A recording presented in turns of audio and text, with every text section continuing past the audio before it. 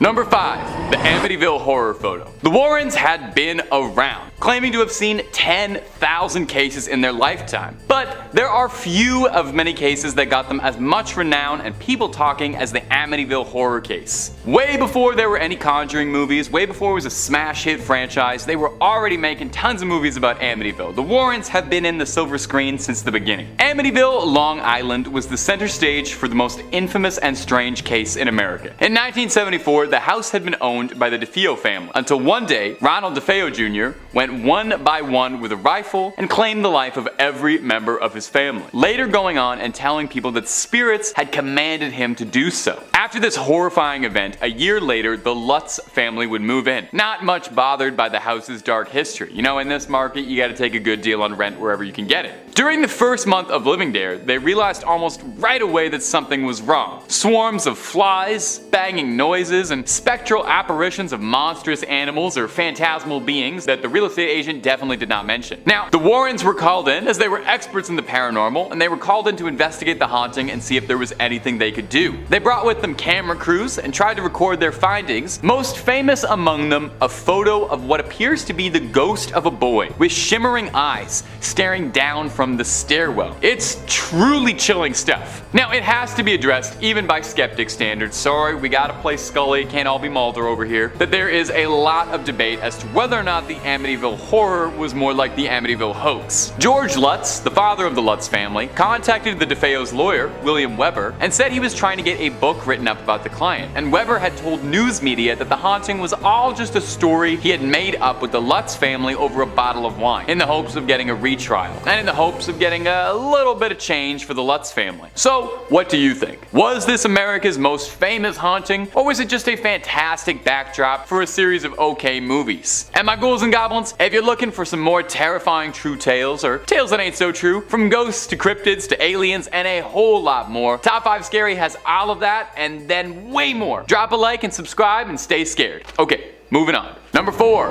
Enfield. Another very discussed case from Ed and Lorraine Warren's case files is the infamous Enfield poltergeist haunting. It served as the backdrop for the second Conjuring film, although the second Conjuring took a bit more liberties than the other films. There was no Crooked Man or Valak in the original haunting story, but it's still pretty interesting to listen to nonetheless. It captivated audiences worldwide after photos surfaced showing what looked to be the young Hodgsons being possessed and thrown about the room levitating. It was 6 years after the Warrens had investigated the Perron family haunting, all the way in Enfield, England. The Hodgson family had been living peacefully there, helmed by the single mother Peggy Hodgson and her 4 children. It was the summer of 1977 when the youngest members of the Hodgson family seemed to be being targeted by spirits. They saw the dresser of their bedroom sliding across the room as if a powerful invisible force was pushing it all around. They would hear constant knocking from all over. Now, the family called the police because they were worried that there had been a burglary, and when the officers arrived, they claimed that they arrived to a home where the furniture was free floating throughout the air. Pretty wild stuff. Now, over the course of a year, psychics, investigators, amateur, and all kinds of paranormal enthusiasts came to the Enfield house in the hopes that they would be able to figure out the haunting and crack the case. Of course, it goes without saying that if this many paranormal enthusiasts were all congregating in one place, Ed and Lorraine Warren were definitely there. They were certain they had their hands on a classic poltergeist scenario. Now, like I said, between the film and the true story, they differ pretty greatly in this example. Really, the Warrens were not terribly involved with the Enfield haunting that much at all. In fact, they were barely there for a few days even. Most of the investigators that had arrived to the Enfield property had kind of suspected that it might have been a hoax, or that things had been largely exaggerated or misunderstood and stretched by people involved. But the Warrens believed that they had a good, firm case on their hands. Now, unfortunately, we can't ask them, so we can only speculate. Was that because there was a real spirit, a real haunting, or is it just because they had the foresight and they knew that this was going to make a great script for an entry in a movie franchise someday? In 1979, 2 years after the first reportings, the Enfield haunting mysteriously stopped. No more sightings, no more reports. Was it ever really there? Number 3 on this list is Ed's relatives. This is something that really doesn't get mentioned a lot, but Ed Warren saw demons just like the rest of the people he tried to help. I think the media often portrayed the Warrens as these almost superhuman individuals who were impervious to the will of paranormal entities, but Ed certainly struggled with this growing up and for much of his life. Apparently, Ed would be frequented by the ghosts of long-past family members. These paranormal entities would speak to him and tell him to do things. He was pretty private about what they would say to him, but we know that he did in fact get frequented by them. Who knows what they could have told him to do though, or how long he was seeing these visions. I think the reason that this was kept under wraps for a while was to preserve Ed's image as the person who comes in and saves people from these paranormal entities, rather than potentially somebody who suffers from them as well. Number 2 on this list is Aaron Cheyenne Johnson. This is the infamous Devil Made Me Do It case. Aaron Cheyenne Johnson killed his landlord in 1981 by stabbing him to death. When he was brought to court though, he claimed that he was not in control of his actions and the devil literally possessed him and made him do it. Now this is pretty serious stuff, so how does Ed and Lorraine Warren fit in? Well, it's been speculated that Ed and Lorraine might have made the entire thing up, which effectively means that they were trying to get a murderer to go free based on a blatant lie. Johnson had a brother-in-law whose name was David. David was mentally ill. He needed professional help. The Warrens saw this as an opportunity and decided to try and exploit it. They came in and tried to manipulate the family to say that David was initially possessed with a demon and that Johnson came in, told the demon to take his body instead, and saved David from said demon. If the public believed this, then the Warrens would be smack dab in the center of a massive demon case. David and his family would get a lot of money from publicity deals, and the murderer Johnson would get off scot-free. It was a win-win-win for everyone except the justice system. Well, David's family wasn't happy about it after some thinking. They ended up suing the Warrens, claiming that they manipulated them and tried to get a guilty man to walk free, which if everything that I just said is true, they did actually do. Just another secret that came out that they didn't want to be revealed. And finally, number 1 on this list is Annabelle. In our last part of the series, we were breaking down some of the Warrens' cases and talking about how some of them may have been fraudulent. Well, a lot of you were commenting on that video asking about one of their most famous cases that I haven't brought up yet.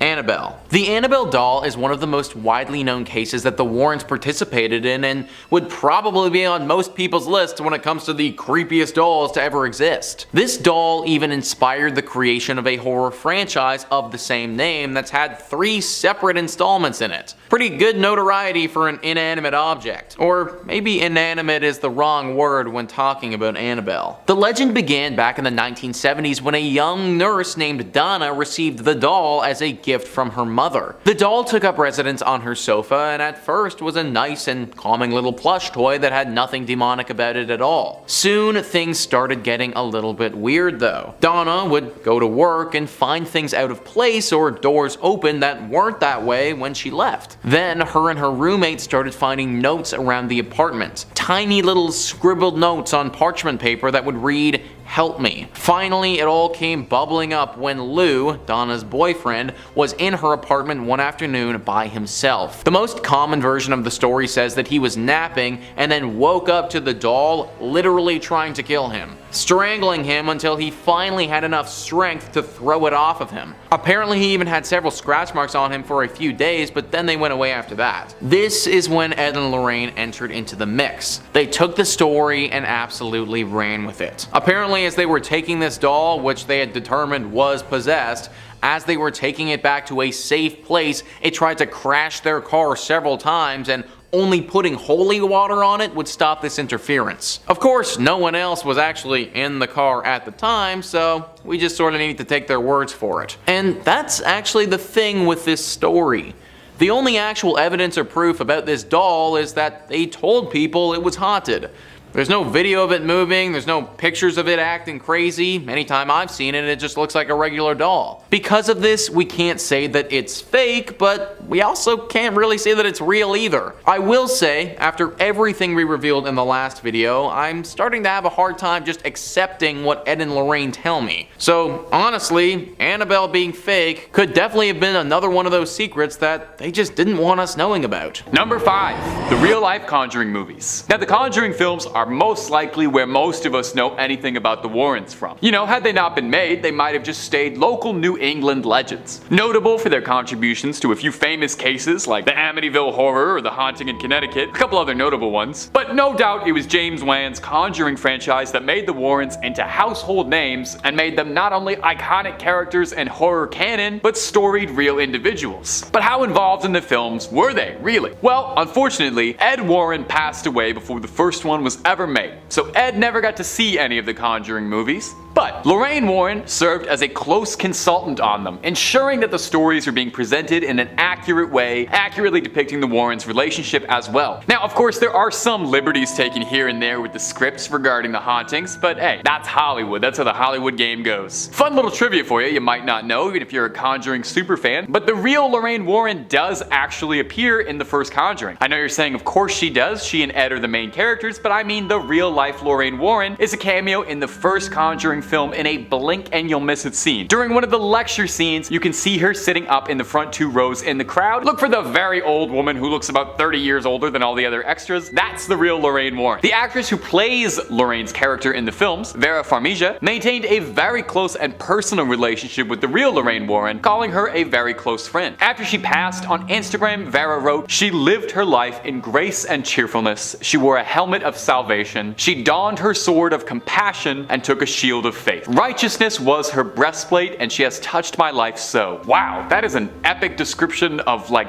anybody. That sounds like a hero from World of Warcraft, let alone a ghost investigator. And hey, my ghouls and goblins. If you're looking for more scary content, where else could you possibly go? You are already on Top 5 Scary. If you want more stories about the Warrens, cursed items, ghosts, cryptid, aliens, and a lot more, click subscribe and stay scared, okay? Number 4. So what was real and what wasn't? Now, like I just said, The Conjuring is no doubt the most famous story involving the Warrens. But let's take a little look at how accurate the movie was to the real-life case. In 1971, the Perron family moved their 5 daughters out to their new farmhouse property and claimed almost immediately after moving in that they began to notice paranormal and supernatural occurrences. The eldest daughter said, "Whoever the spirit was, she perceived herself to be the mistress of the house, and she resented the competition my mother posed for that position. Ookie spooky." So there was a jealous spirit who had some serious spectral beef with Miss Caroline Perron. According to the family, every morning the house would smell like dead bodies. Okay, I've lived in a few places like that. But what was really eerie is that Caroline Perron claims she saw a spirit in her bedroom. "I was in my bedroom about 5 o'clock in the morning when I had the first visit. I opened my eyes and I saw the most frightening thing I have ever seen in my life. It was a very tall woman. Her head was like a sack of cobwebs with little tendrils of hair hanging out."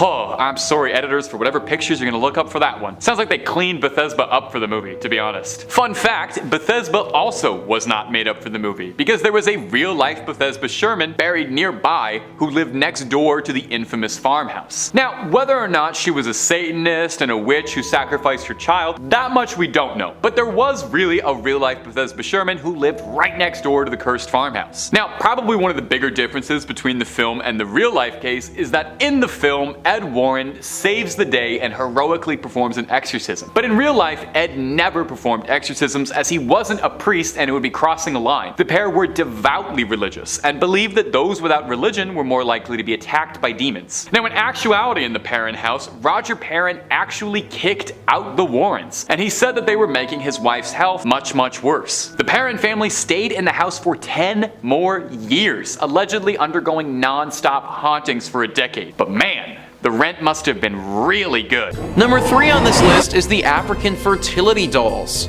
Tony Spera goes into detail about these dolls on the official Ed and Lorraine YouTube channel, and the story is pretty creepy. Apparently these dolls, which are now in their possession, were originally from Africa. They were made by an African witch doctor, but were then stolen from him and brought back to America. They were sent to a police officer who was in on the theft and thought that he could get some serious value for some authentic African fertility dolls. What he didn't expect was for these dolls to take his life. After he acquired these dolls, he soon became paralyzed from the neck down and, after some time, succumbed to this disease and died. These dolls are cursed, and after stealing them from their respective owner, took the life of those who were responsible. Now they're in the museum, and Tony warns us on the YouTube channel about ever touching them, for a similar fate could happen to us. It's stuff like this that really flew under the radar during Ed and Lorraine Warren's time. But the fact that these dolls exist, and there are probably many more of them in the world, is truly very terrifying. Number 2 on this list is the Southend werewolf. Born and bred in the Essex seaside town of Southend, the first inkling of trouble came when William Ramsey was just 9 years old. Like any normal child, he was outside in his back garden when he began to feel strange. It was deep into one Saturday afternoon in 1952 when an icy blast of frigid cold swept over him. Perspiration froze on his skin and a foul stench came close to making him vomit. The bewildered youngster only had 2 things on his mind: running away to a life on the ocean wave and wolves. By this time he was close to the garden fence and only the calls of his mother brought him out of whatever had gripped him. However, something else took complete control of him instead. Intense and pure rage had installed itself firmly within his psyche. Using this and the adrenaline-fueled strength he now possessed, he had uprooted a fence post with the fence still attached to it and was swinging it like a club. Not even his parents could easily remove the post with their bare hands. That was a passage written by Les Hewitt talking about the beginning of the Southend werewolf case. This incident was the beginning of a long road for Bill. For 15 years, though, he didn't have another episode until he started having dreams. Dreams that his wife would look at him and run off in fear after seeing him. These eventually ceased, but then 15 more years later at a party, it all came out. Apparently on the drive back home from this party, Bill lost it. He turned into a complete animal and the wolf came out. Scratching and biting at the driver, Bill had completely turned into a werewolf. His body changed too. His shoulders hunched, his nails grew to claws, his humanity had completely left him. The Warrens were then brought in to help him and had to perform several exorcisms to get rid of this werewolf presence. Think about this entire story though. Bill, to my knowledge, hadn't been bitten by a werewolf or had any extended exposure to one, he just became one. How scary is that? At any given point, I could just slowly start to develop werewolf-like characteristics and turn into a rabid super beast.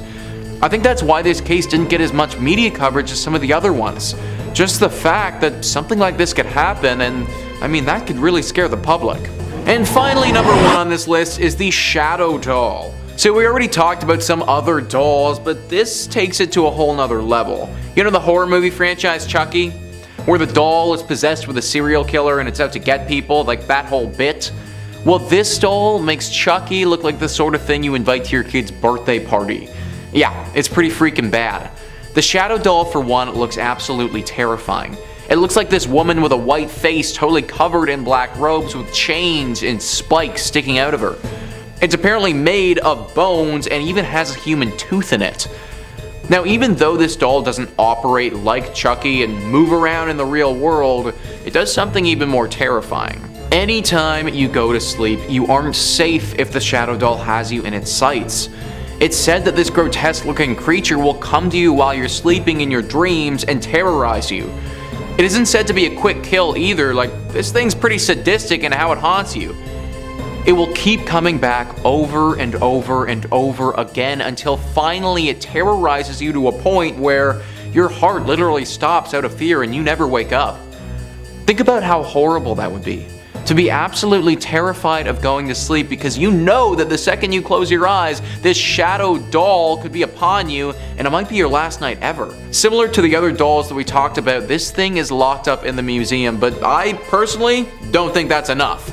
I know that the Warrens like to show this stuff off, but honestly, screw it. This thing is far too dangerous, burn it with some fire, and let's be done with it. Number 5, their relationship. Now the movies portray Ed and Lorraine Warren as a perfect couple. A pair of demonologist ghost hunters that nothing could possibly stand between. No demons, no spirits, no troubles in the marriage. Well, in reality, there are claims, pretty substantial ones, that the relationship wasn't quite as picturesque as the movies made it out to be. The pair lived with a girl named Judith Penny, someone who is notably absent through the movies. Judith later in life revealed some truly shocking secrets and allegations against the pair. She suggested that Ed acted violently to Lorraine behind closed doors and claims that on more than one occasion he struck her. Penny said in a recording to the Hollywood Reporter, "Some nights I thought they might end each other's lives." Of course, the Conjuring movies are nothing like that, and portray them as a fairy tale storybook couple almost. It's a very stark contrast. The production company was strong-armed into showing the couple as loving as possible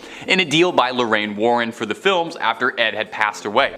A producer for the Conjuring films, Tony DeRosa Grund, spoke out against Ed Warren in an email to top Warner Brothers executives, referring to him as a violent husband and a criminal.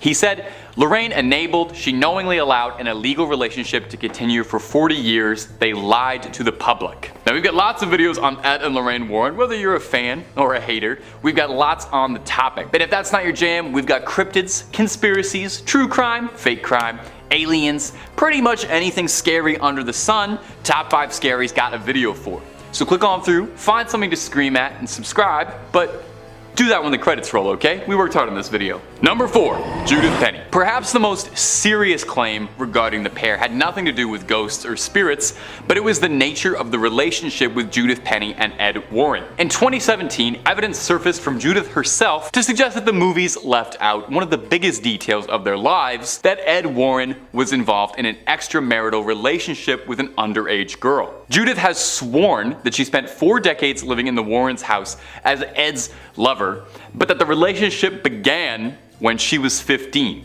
The claim goes on to state that the couple told people she was their niece or a poor girl that they had taken in since she had nowhere else to go. In 1963, actually, Penny was arrested and taken into custody after a concerned citizen who noticed this reported the nature of their relationship to local police. She was ordered by the court to attend a delinquent youth office for a month. Penny would tell that Ed would pick her up from school and drive her to these meetings. Now obviously these are substantial claims and serious allegations. These didn't come out until after Ed had passed, but perhaps the most concerning piece of evidence was a bizarre contract Lorraine demanded that New Line Cinema follow. This strange deal insisted that Lorraine serve as a consultant on all of the films, which makes sense, they're about her. Where it gets a bit odd is restrictions that said the films could not show the Warren characters engaging in any criminal acts, could not show Ed Warren committing any extramarital acts, or romantically involved with younger people. Very suspicious. One executive at New Line said they had never seen a deal like that before in their career. It certainly raises a very uncomfortable question: why would these things specifically be demanded not to be done?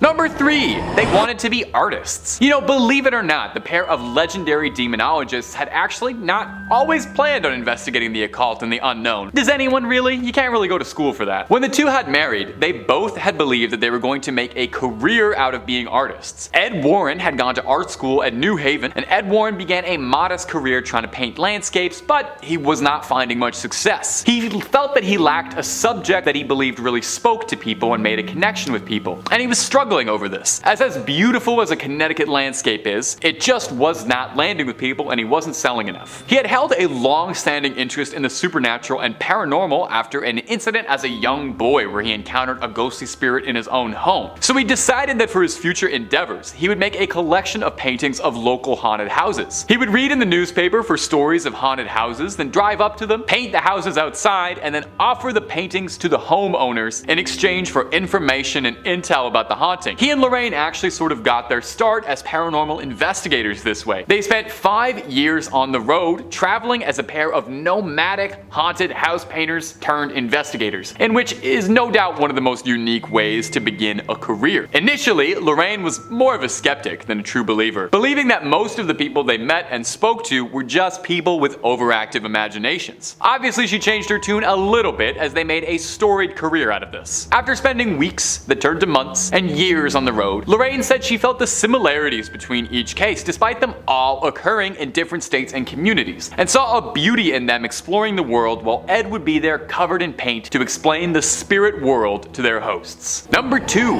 they met real young. For a pair so closely connected to the spirit world, perhaps it was fate that would bring the two together as soulmates. Ed worked at the local movie theater in town and Lorraine would frequent it. One of her friends had told her there that there was an usher there that she thought Lorraine might take a fancy to. Lorraine wasn't much interested in boys at all, and it said that she was solely focused on her schoolwork and found most young men too rough around the edges. But when she bought a ticket, she recalled being charmed by the spiffy, energetic young usher, one Ed Warren. He had his hair coiffed and his pants creased, which in 1943 was the absolute fanciest a youngster could possibly look. Ever the gentleman. After the movie, Ed offered to walk all 3 girls home, but first offered to buy them all a Coke. Listen to that, he's like a regular Archie Andrews, this guy. He dropped dropped a hearty 25 cents getting all 3 girls a soda, which again was the biggest display of wealth anyone in 1943 could possibly have shown off. He walked Lorraine's friends home, and when it was just him and Lorraine, she thought that it might look a bit salacious if he walked her home. She elected to walk herself home to the destination. Ed,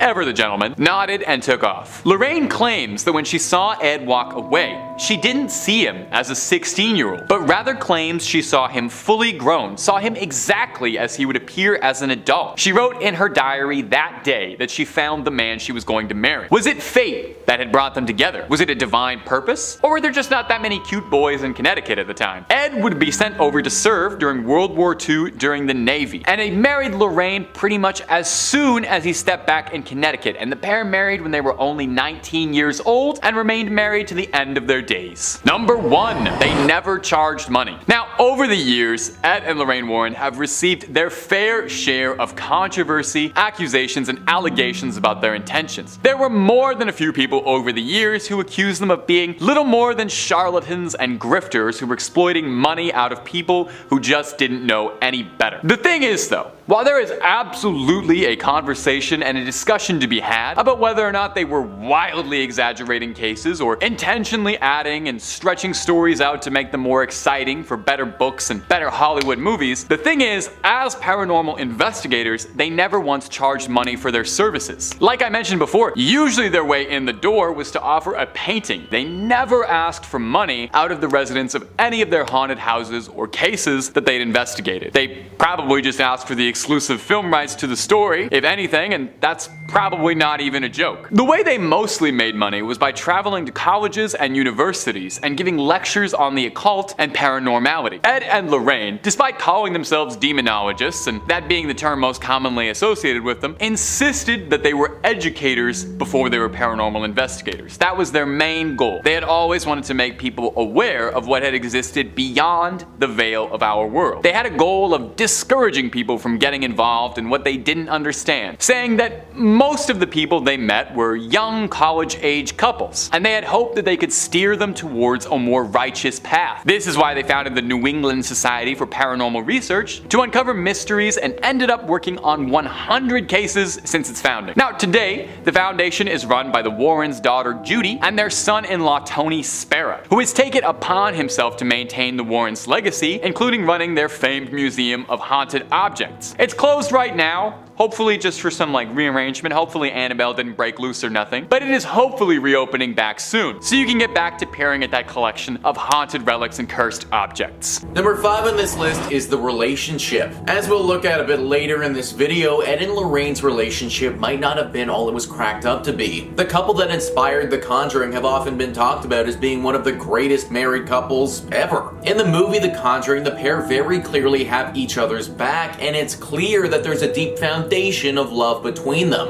Or at least that's how the movie likes to show it. Real life may have been a lot different. Judith Penny was someone who would have had access to the Warrens' relationship and would have been able to see it behind closed doors. We'll get into why that is the case later and explain who Judith Penny is, but for now, just take my word for it. Apparently, she has come out and said that the Warrens' beautifully loving relationship that we saw on screen is all a bunch of baloney. In truth, Ed was extremely violent and toxic to Lorraine. This toxicity would manifest itself in many different forms. Oftentimes, it would come out in harsh, verbal abuse that felt as if it was coming right from thin air, totally unprovoked by Lorraine. However, occasionally this would manifest into physical abuse. Judith has come out and said that one particularly bad evening she saw Ed backhand Lorraine across the face with all his might, and apparently she lost consciousness. Now Lorraine wouldn't just sit there and take the abuse either, she would fire her own shots as well. Judith thought that some evenings one of them wouldn't even be waking up the next morning based on how much they were fighting and how intense it would get. This has all the telltale signs of a horribly toxic relationship. The pair were just very good at hiding it.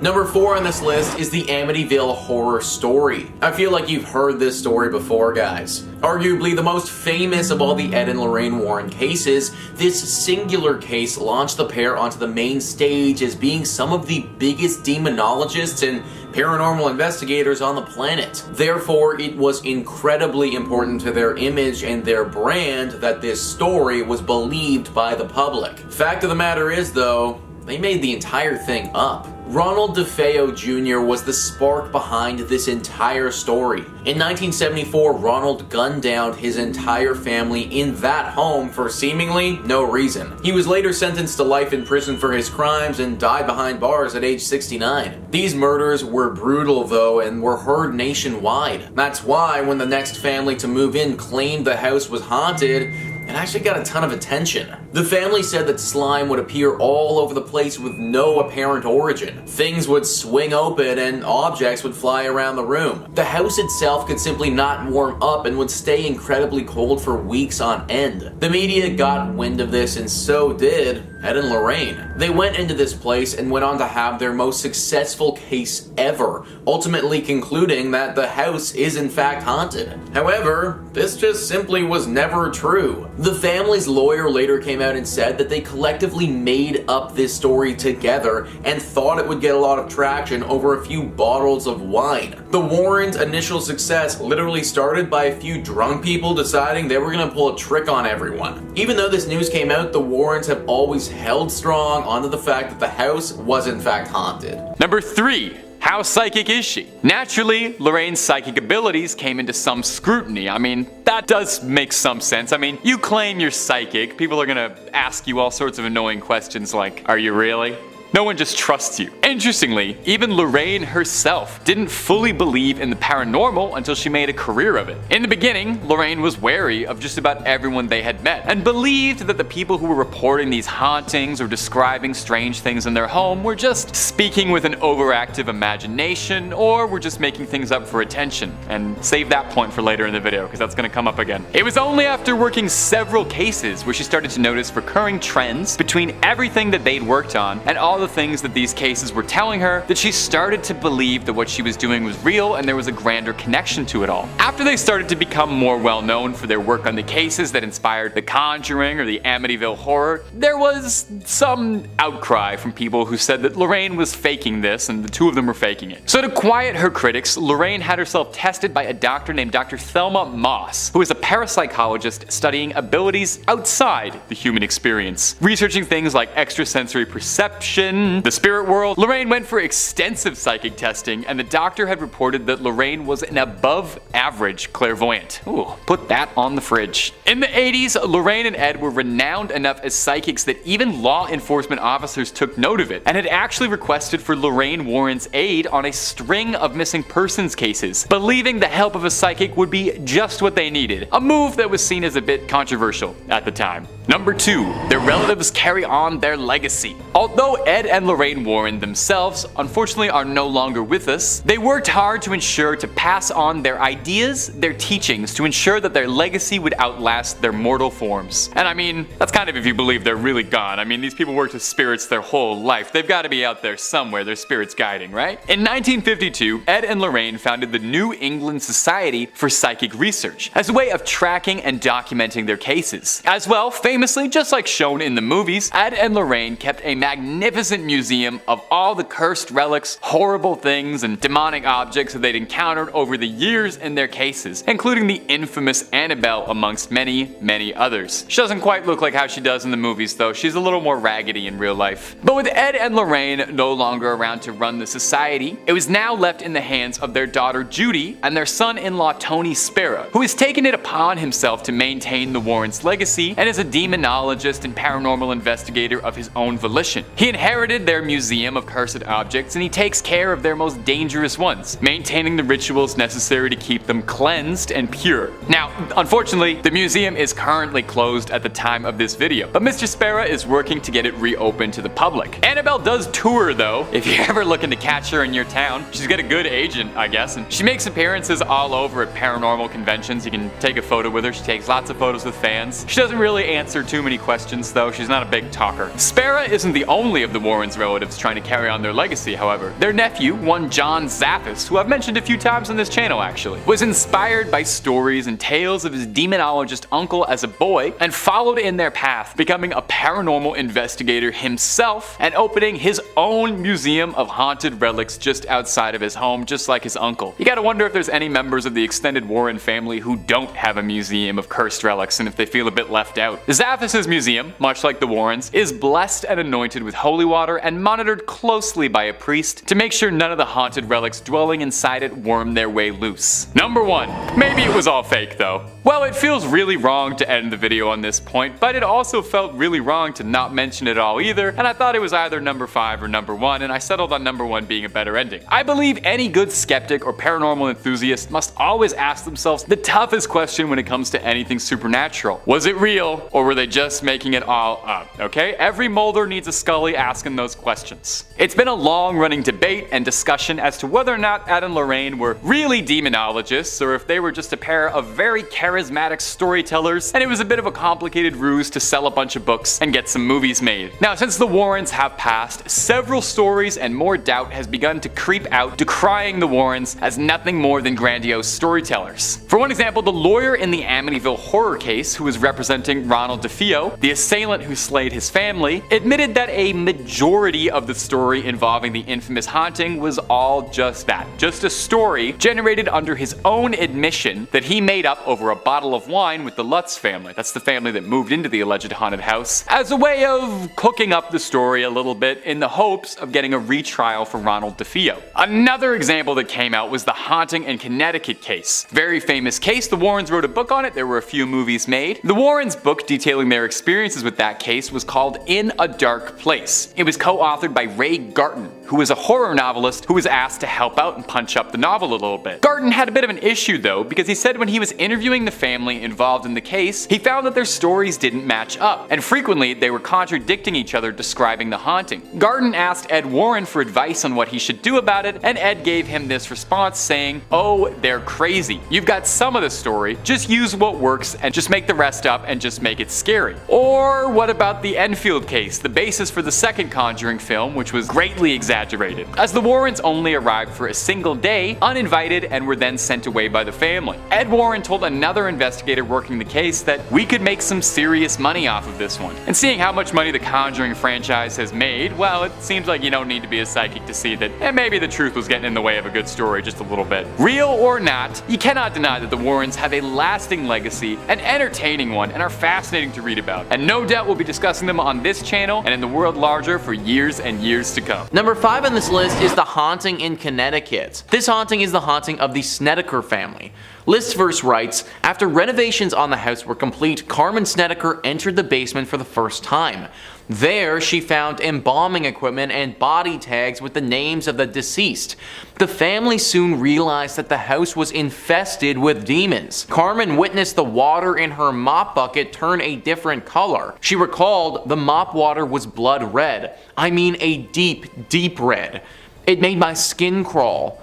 The middle son said the lights were coming on and off and on and off even though there was no bulbs in it. Ed and Lorraine Warren assisted in performing an exorcism on the house, which has brought closure to the family. Since then, no further paranormal activity has occurred.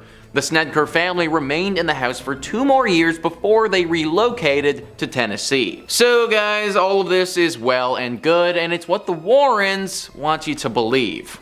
Is it true? Probably not. You see, they had someone come in and write a book about the events that happened here.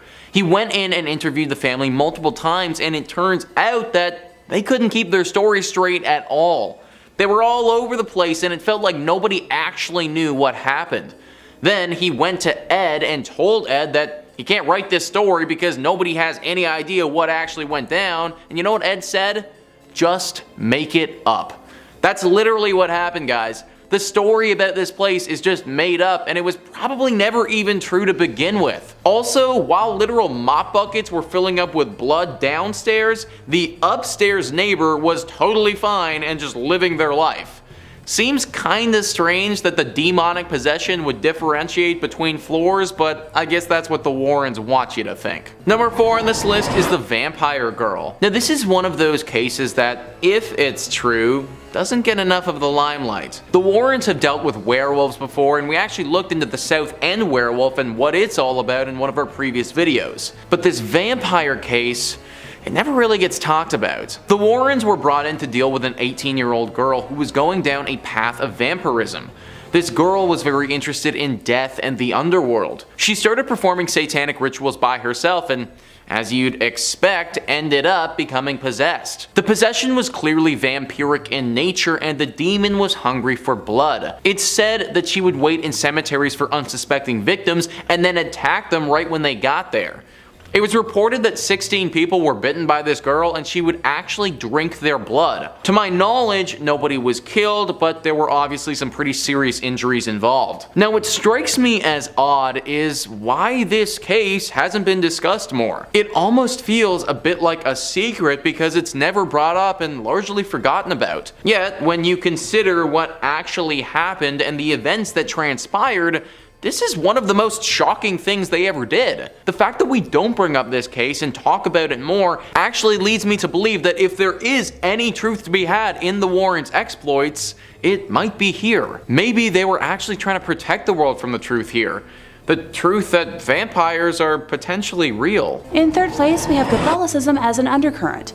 This is probably the only thing that has always bugged me, and while it might be less of like a secret in the gotcha sense, allow me to explain. Hauntings Ed and Lorraine spoke about were caused by people who refused to conform to traditional family values. Only people who submitted to the patriarchy and the church could be safe in their eyes. Their 1980 book, The Demonologist, kind of explains it all. That Ouija boards would get you haunted, but so would reading books about witchcraft, owning an image of a non-Christian deity, or attending conscious-raising groups. The horror in Amityville was supposedly aggravated when the unlucky homeowners engaged in the unholy pagan practice of, meditation. Addiction, depression, and disobedient children were all satanic. Hate, rage, despair, misery, drunkenness, and a sense of worthlessness will attract the demonic in a snap, according to Ed. One story in The Demonologist centers on a young woman who succumbed to evil after being fornicated with against her will. I do own this book, and I remember that not sitting super well with me. It was essential not just to stick with the status quo, but to be satisfied, with Ed going on record as saying,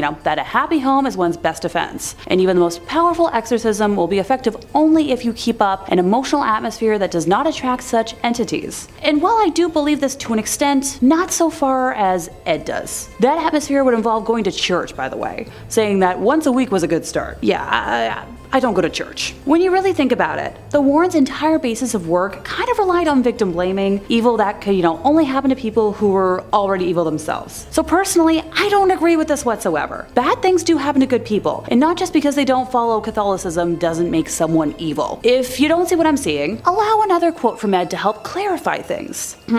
People who do negative or patently unnatural things are essentially doing the devil's work for him and actually attract negative spirits to their side. Ed Warren was the homophobic brand of Catholic. Yes, I'm fully aware that not all Catholics observe this, and while most do not, Ed fell under that specific strain that sadly does. As a queer gal who didn't fully learn this until today, it kind of broke my heart that people who were so open to helping others and the unknown could be so close-minded. In second place, we have fraudulent items in the museum. So Ed and Lorraine were investigating numerous cases from the 1950s until they passed, right? And they founded like a whole society devoted to the research and investigation of the paranormal in 1952. Not to forget their entire museum attached to their home dedicated to objects from their cases. So, explain to me how their website only has 10 public case files, and why so much from the museum looks like leftovers from a spirit Halloween. Doesn't anyone else find it pretty suspicious that we only get details from the really big news cases, while artifacts from other lesser cases are barely a footnote and have no story or witnesses attached? So in one corner of the Warrens Occult Museum is the skin of a tiger that is said to have killed 33 people in India while possessed by a demonic spirit. But yet, when I try to research this were-tiger, I find no account of any reportings in history about such a case, outside of, their quotes, or any offers from Ed and Lorraine to go into detail about any events leading to how it came into their possession. Seriously, take a look at some of this stuff. Given what I know about modern day Satanism, that idol looks like a papier-mâché alien mock-up. Well, most folks who practice Satanism don't actually pray to any sort of idol, or to the devil himself. But sure, for a moment I'll pretend like that's real and move on to the, black magic skull, which just looks like a cheap haunted house prop for a glow-in-the-dark room. Ditto for the, chilling masks. You know what, actually that's a lie. I've seen cosplayers make better masks. I'm not going to even try to rationalize the skull with horns or the recreation of the Witch of Monroe. Y'all don't need to see me fuming right now. In first place, their personal life. So if you watch the film franchise, you'd think Ed and Lorraine had a pretty ideal, wholesome, perfect Americana family style life. But the reality isn't so shiny or pure, despite what, they preach all the time. In the early 1960s, Ed Warren initiated a relationship with an underage woman with Lorraine's knowledge. Ed was in his mid-30s when he met Judith, who was exactly half his age. Yucky. Having not yet gained enough fame as a self-trained demonologist to pay the bills, Ed was working as a city bus driver in Monroe, Connecticut, while Judith was a student at Central High School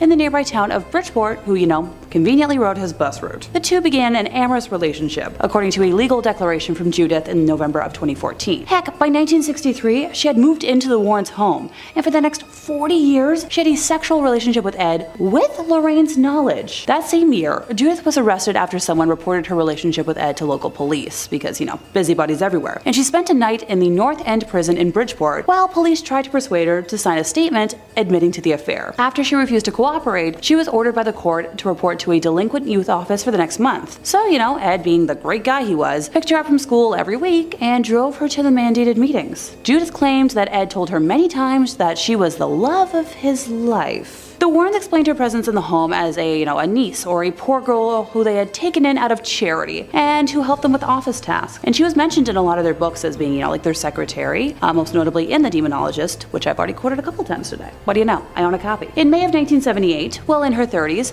Judith became pregnant with Ed's child, and Lorraine persuaded her to have an abortion because the birth of a child could become public and any scandal could ruin the Warrens' business. Now, if that wasn't awful enough, Judith has also claimed that Ed was, on occasion, physically offensive to Lorraine. Judith described one night in particular where she saw Ed slap Lorraine so hard she lost consciousness. Early on, she said, she witnessed him backhand his wife. While it might be easy to dismiss all these claims as, hooey, or someone trying to make something out of nothing, there's an interesting element from Lorraine that kind of proves this to be true. So when Lorraine signed on to consult on the Conjuring movies, she got a contract that states that the movies will not feature negative information about the Warrens, mentioning specifically intercourse with minors, youngling bad videos, anything to do with woman of the night, or sexual violence. Kind of weird to have to spell that out if you don't have anything to worry about. Now, this is where I was wondering, well, where was the daughter in all this? Judy is still very much alive. What does she have to say about it? She spent most of her years living with her grandma and not her parents, claiming that it was because her parents were always traveling, so it was the easier and safer option. Her parents told her that they took Judith Penny in so she could have a place to stay and watch their house. But their daughter could have helped watch the house if she lived with them. Just saying. Number 5 on this list is the Dark Magic Doll. Yep, anything called the Dark Magic Doll is probably something I don't want to know about. That's most likely why Ed and Lorraine locked this thing up in their museum, because it's really not something that should be out in the public world for anyone to have. We've all heard about voodoo dolls before and the potential powers that they can have. Dolls that are made through some sort of dark ritual with the power to then affect people on a real life basis. Usually these dolls are made with a singular person in mind, and the doll that's created can only ever affect that one person. The same principle applies to this magic doll. However, the thing with this one is that from my understanding, you don't need to make it with only one person in mind. Simply using the doll while picturing an individual should create the same effect as a voodoo doll. It's said to use this thing, you need to hang it from its neck, and then the person that you have in mind is gonna get sick and eventually die. Now, I'm not sure if you can use this doll more than once, or if it's just a one-off, but it's probably a good thing that the public doesn't know such information. Think about how dangerous this doll actually is, especially if it got into the hands of the wrong person. Somebody who wanted to inflict harm onto someone else could easily do so from the comfort of their own home, and nobody would be the wiser. To make this doll requires some pretty dark rituals and some sinister magic, but the Warrens were pretty secretive about the exact process of constructing this thing, and again, probably for the best. Having information like that out in the open on how to make such a deadly and dangerous doll just isn't safe for anybody. Right now, the only known doll is currently locked up in the Ed and Lorraine Warren Museum. Hopefully it stays there and we don't ever see any more of these creepy things popping up in the world again. Number 4 on this list is the Smyrtle Haunting. So we've all heard about Amityville and we've heard about the Enfield poltergeist, but one haunting that didn't get talked about nearly as much was the Smyrtle Haunting. Maybe it's because it was just a little bit too scary and the Warrens didn't want to release such information to the public. An article discussing the 7 best cases from Ed and Lorraine writes, in 1974, Jack and Jeanette Smearl moved into a house on Chase Street, West Pittston, Pennsylvania. Strange occurrences followed, leading the Smearls to believe that a demon possessed their home. They claimed the demon had slammed their German Shepherd into a wall, bit Jack's ear, and pushed one of their daughters down a flight of stairs. Both Jack and Janet were said to have been assaulted by the demon. In 1986, they contacted Ed and Lorraine Warren, who confirmed that their house was indeed haunted. Ed Warren would go on to say that he had witnessed a dark mass form inside the home and that the demon had left him a message telling him to get out. Now, one thing that I think gets glossed over a little bit in this article is the time that these people moved into their home compared to the time that Ed and Lorraine actually showed up. 1974 is when they entered this house, and Ed and Lorraine didn't get there until 1986. These people were living in a home that was severely haunted, so much so that they were getting assaulted by a demon, and they were living there for over 10 years. I think we think about haunting sometimes as being like a week-long scary event or something like that, but this was literally over a decade of living in absolute fear. Why this family didn't move is beyond me, but maybe they were scared this creature would just keep following them wherever they go. I think this is why this one doesn't get talked about as much. 6 months is one thing, but 10 years is totally different. Ed and Lorraine knew that and probably didn't want to scare the public into thinking that they could get haunted for potentially their entire lives. Number 3. The Shadow Doll. When you enter the Warrens' Haunted Museum, one of the first things you'll see is this frightening little doll, affectionately dubbed the Shadow Doll. It's made of bird feathers and real human teeth. Oh, that's just lovely, thanks. It's currently owned by Tony Spera, the son-in-law of the late Warrens and the current proprietor of the museum. He offers a little bit of insight into the doll's unique history, saying it was originally acquired at an antique shop where it was being sold with the owner unaware of the doll's negative energy, which I feel that is totally on you. You're running an antique store and you're not a little bit concerned that someone came to you with a doll with real human teeth and bird feathers? I feel like you don't need to know that much about the occult or to be a big horror movie guy to know that is definitely cursed. If somebody comes in and drops a doll off at your store that has human teeth, your first response has to be to chuck that thing in the ocean, not put a $14.99 price tag on it. Oh, anyway, Spera claims the doll has an insidious little gift inside of it, and that's if you take a photograph of the doll and then the photo develops, you write a curse that you'd like to inflict on the back of the photo, and then you send it to your victim. The person who then opens the envelope and sees the doll in the photo will invite the curse into your home. And I know what you're worrying about right now. Are you cursed right now watching this video?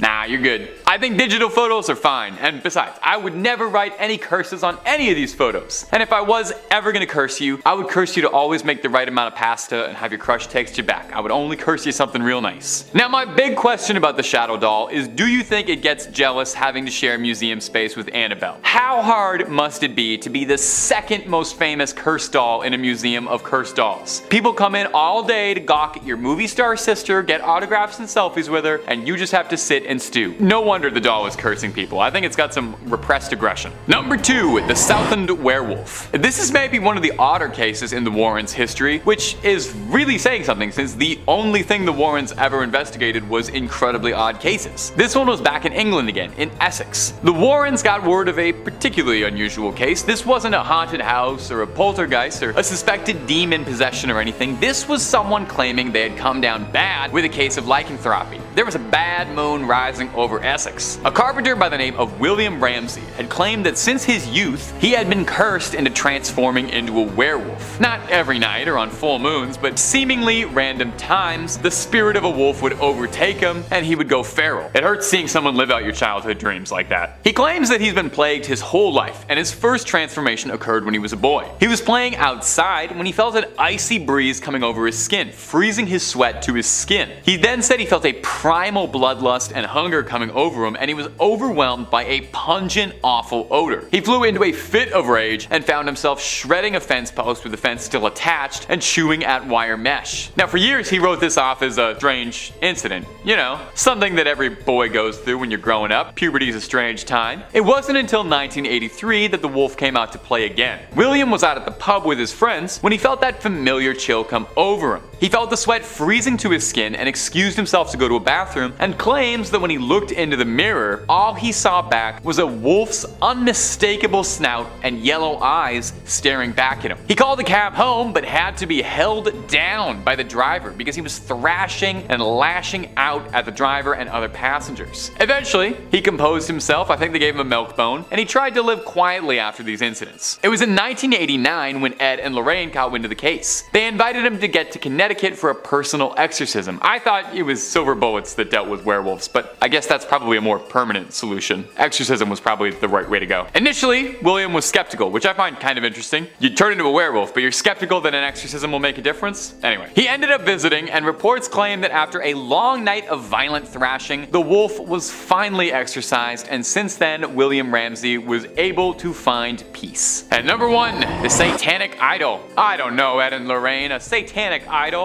A human skull? Well, those things sound like they could be haunted. Do you guys like haunted things? No way a satanic idol and human skull that were involved in dark rituals are haunted. No way. The skull was given to the Warrens as a gift, which is kind of an odd gift to someone, but hey, they were kind of odd people, so they were probably thrilled to death with it. Now the idol is a different story. The tall, slender, bizarre idol doesn't immediately scream Satan or satanic, but you can take a look at it and you'd kind of be unnerved. This is not the kind of thing I would bring in off the side of the road. It's not the kind of thing you'd want to catch in the woods, and yet for one lonesome hunter, that is exactly what happened. Apparently the idol, and the skull with it, were taken from the woods nearby to the Warren estate by a local hunter who'd found them. The hunter claims he was approached by a man in mysterious black garb who ushered him away. Now obviously he was a little shaken and stirred by such a bizarre experience, so he went to the only people he thought he'd be able to trust with something like this, the Warrens, and took the idol to them for safekeeping. After he brought it to them, Lorraine fell deeply ill with no one able to diagnose what was happening to her. Ed believed that his family was being targeted for welcoming the idol into their home. Hey, you'd think that a demonologist would have seen that one coming, but hey, we all make mistakes. Lorraine recovered, and although no details emerged on how she did or what they did to purify and cleanse the idol, we can assume most likely it was probably blessed, exorcised, and doused in holy water of some kind, otherwise it wouldn't be fit to sit amongst their other treasures. It now rests inside the museum, alongside all of their other haunted relics. Its evil waiting inside, as it waits patiently for a Hollywood executive to come to it, and it's open to offers for a 3-picture deal with spin-offs included. Number 5. Ed Warren's haunted house. Ed and Lorraine probably spent more time inside haunted houses than most people spend inside regular houses. As the world's most storied demonologists, they certainly knew their way around a haunting. Was it their calling, perhaps? Ed Warren would disagree, saying he thinks a calling is something lofty and majestic in his own words, but rather he thought that it was something that had in fact guided him to becoming a warrior of the spirit world. Perhaps it was a twist of fate from the start that made Ed pursue his career in demonology, as the first house he had ever lived in as a boy was a haunted house. Makes sense, right? In fact, Ed Warren's first ever reported interaction with a spirit was when he was just a child. The Warren family landlady, who Ed Warren described as not particularly nice, hated kids, dogs, cats, and would sit by the window and yell at neighborhood kids. She lived above them and would pass. Ed describes an encounter when he was a young boy where he went upstairs and saw his closet door swing open by itself. Inside the closet was a small, floating dot of light that began to grow and grow and grow. In a few seconds, the light grew to the size of a person and manifested as the landlady, wearing that same scowl that Ed would recognize. Ed ran down and told his father what he had seen, who had told him to just forget it and never tell anyone. He wouldn't tell, but he certainly would not forget. And Ed Warren credits this incident with being the inciting event to inspire him to research the paranormal and to study the things that live beyond our world. Soon after this event, he would start to be reached in dreams repeatedly by dead relatives he had never met, including an aunt who would send him messages about his future, offering him guidance, and telling him that one day he would walk alongside priests but would not become one himself. He was attending a Catholic school while also living in a haunted house, a fact which amused him greatly as a boy. He said, although he didn't like going to church, he would pay extremely close attention to lessons about spirits and demons, as he knew it was was going to be incredibly important in his life one day. And my ghouls and goblins, if you're looking for more facts and videos about Ed and Lorraine Warren, the cases they've studied, cryptids, aliens, and just about everything weird and unusual, Top 5 Scaries got all of that and then even more on top of that waiting for you. So click on through, find something freaky, creep on creeping on, and subscribe, maybe. Number 4. Lorraine's abilities. Much like her husband Ed, Lorraine would know from a very early age that the spirit world was reaching out to her. Barely even 3 blocks away from Ed Warren, Lorraine lived. Was it fate that had brought them together? Some divine purpose? Or a happy coincidence because they lived pretty close together? Lorraine Moran had a knack for extrasensory perception, and as a young girl had believed that everyone had this sixth sense that they had access to. She didn't know that we're not all psychic. Sorry, Lorraine. At the time, Lorraine was attending a private all-girls academy, and one Arbor Day, the nation's favorite holiday and every child's favorite holiday, her class was planting trees outside in the front, and Lorraine found herself distracted. She describes how as soon as the girls in her class had planted the sapling, she looked at it and saw it not as a sapling, but rather vividly saw it as a completely full-grown tree, with its branches stretching outwards into the sky, its leaves blowing and falling. Lorraine said it was indistinguishable from the real thing, not like a hallucination, like she could see it right in front of her. She said she couldn't even tell that it was a second sight. She was completely lost in the majesty of the tree when her teacher asked her what she was doing looking so intently. She said she had been staring at the full-grown tree. Her teacher, confused, asked her if she was seeing the future, and rather matter-of-factly, Lorraine responded that yes, she was. Although Lorraine thought answering honestly was the right thing to do, she was sent to a weekend church retreat to pray and pray and pray away her delusions. Lorraine learned rather quickly to keep mention of her extrasensory vision to herself, as most people in small-town Connecticut didn't quite understand her abilities. It wouldn't be until she was 18 years old and met Ed Warren that she would find a confidant who understood what she saw and how she could use her gift to help people. Number 3.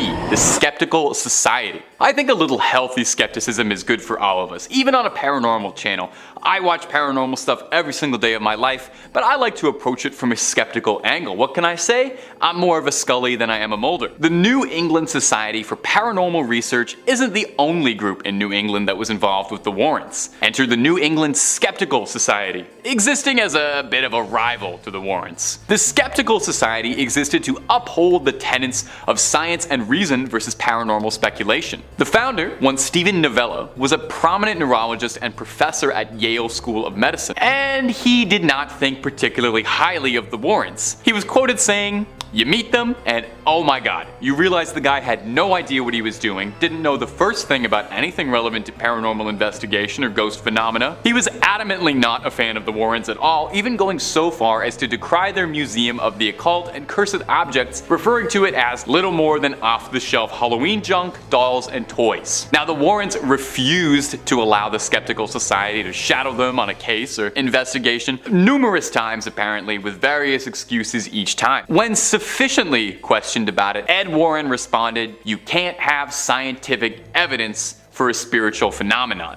An outright investigation by the society printed in a newspaper read, "The Warrens claim to have scientific evidence which does indeed prove the existence of ghosts," which sounds like a feasible claim into which we can sink our investigative teeth. Now, what we found was a nice couple. Some sincere people, but absolutely no compelling evidence. Number 2. The White Lady Ghost. Continuing on with the Skeptical Society, the frequent detractor of the Warrens, many critics of the Warrens have noted their consistent lack of evidence for their cases. They've got a museum of cursed objects and haunted relics, but they don't seem to have any actual hard evidence of ghosts. The most prominent bit of evidence that they've ever put forward was a photo from the Amityville horror case allegedly depicting a ghost descending a staircase, but there is a lot of evidence to suggest the Amityville case was a fraud as a whole, and should probably be questioned reasonably. One infamous ghost Ed Warren claimed to have seen was that of the White Lady Ghost, a ghost dressed in all white that haunted the Union Cemetery. Stephen Novello repeatedly questioned Ed, saying that if they had this video footage of a ghost somewhere,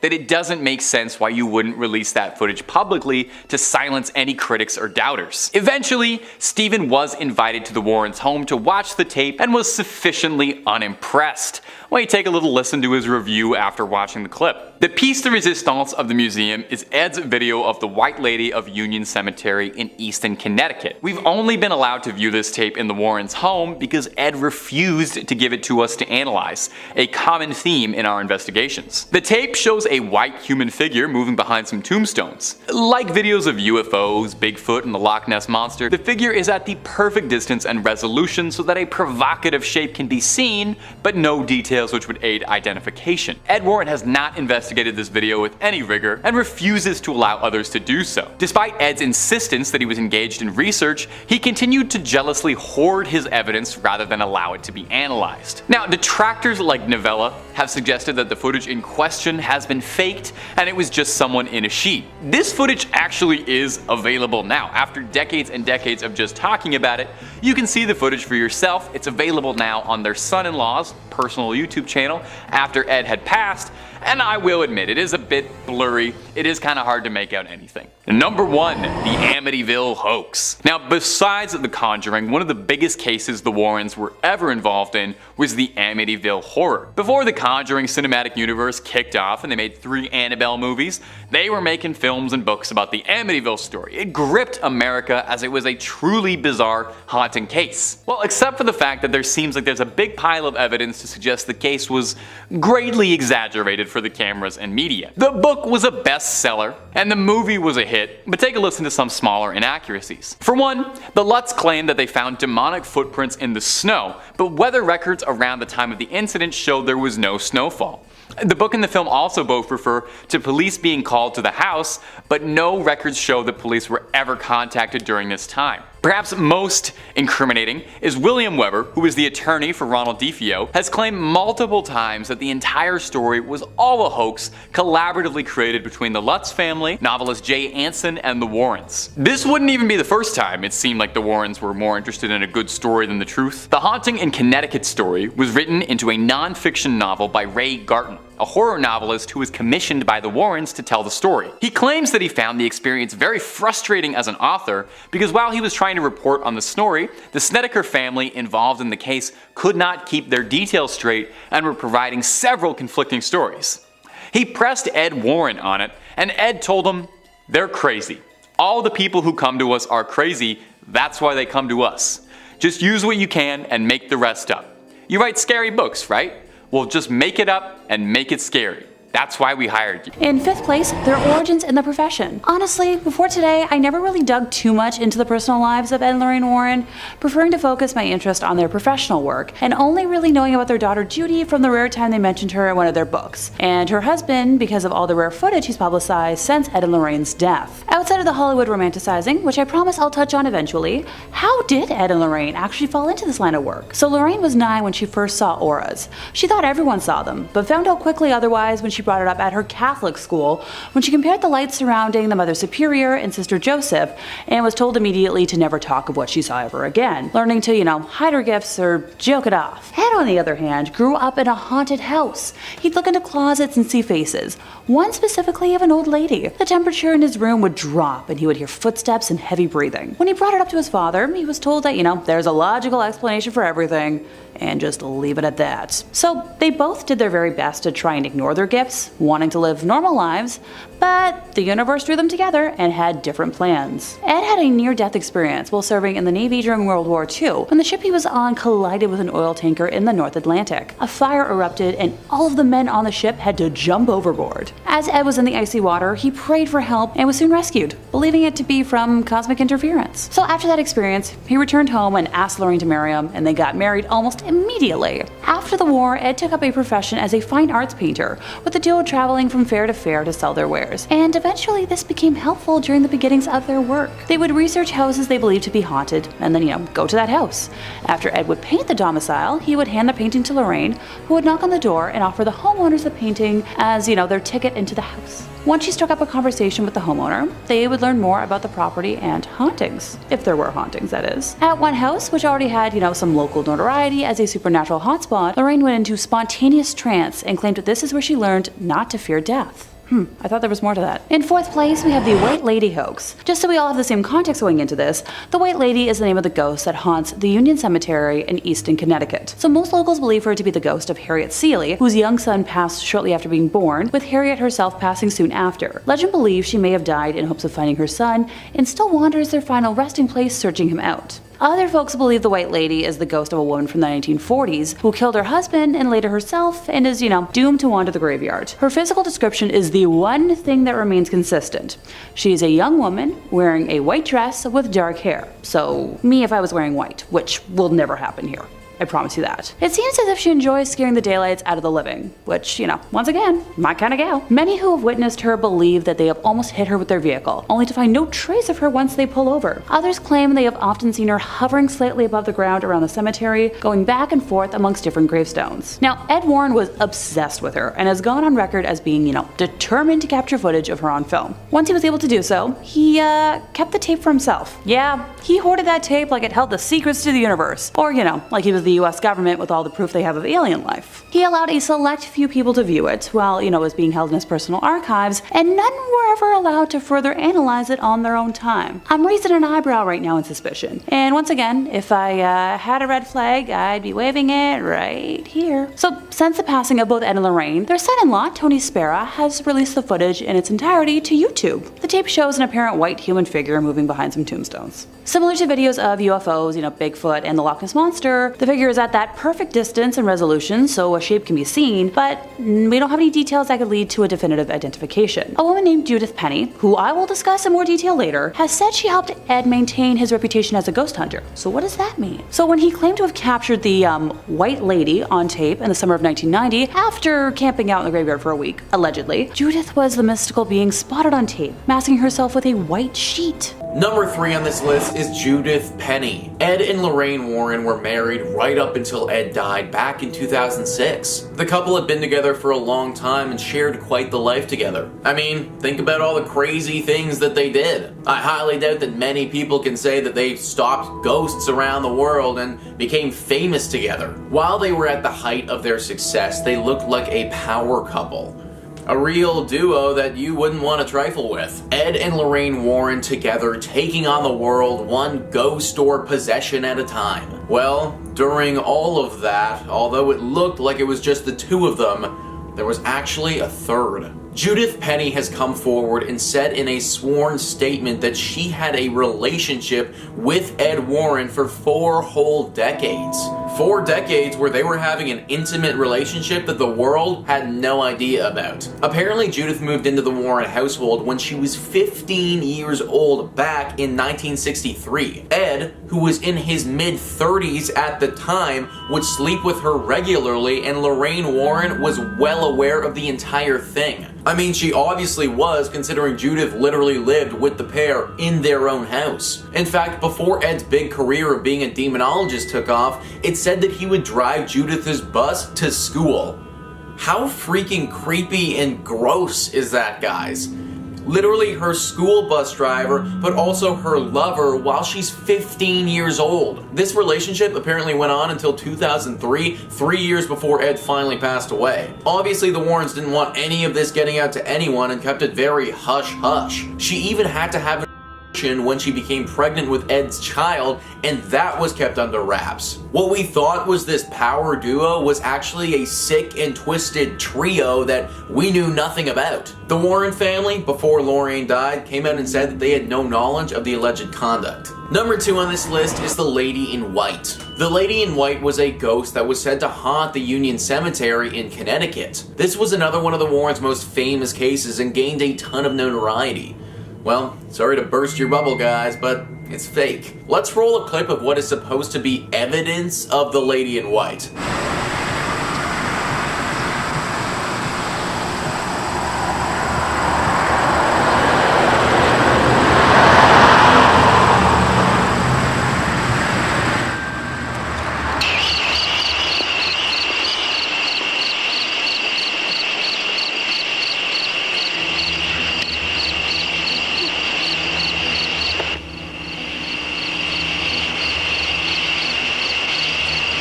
So first off, where the hell is the ghost there, and how on earth did this qualify as proof? Like, frankly, I hardly see anything at all, but even if I did, guess who's behind it? Judith.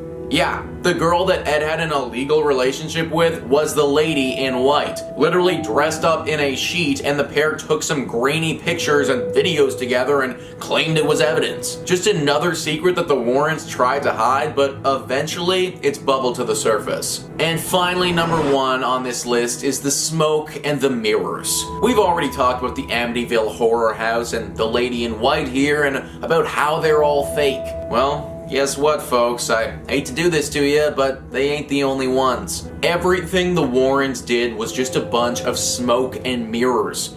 This mural haunting saw other experts come in and look at the space. Nothing was wrong with it. Some of the exorcisms they performed, those people weren't really possessed by the devil, they were mentally ill people that the Warrens were preying on. The whole story about how they cured someone of being a werewolf, like, that doesn't even make any sense. Smoke and mirrors. That's what the Warrens' career was. Now, that's not to say that they didn't inadvertently stumble upon something paranormal every now and again. I mean, if you believe in that sort of stuff, then they must have, based on how active they were in the community. But basically, a lot of our favorite stories that rocketed them to the top of the demonology community are completely fraudulent. I guess it's not the worst thing in the world to know that we aren't living among as many ghosts as the pair claim that we were.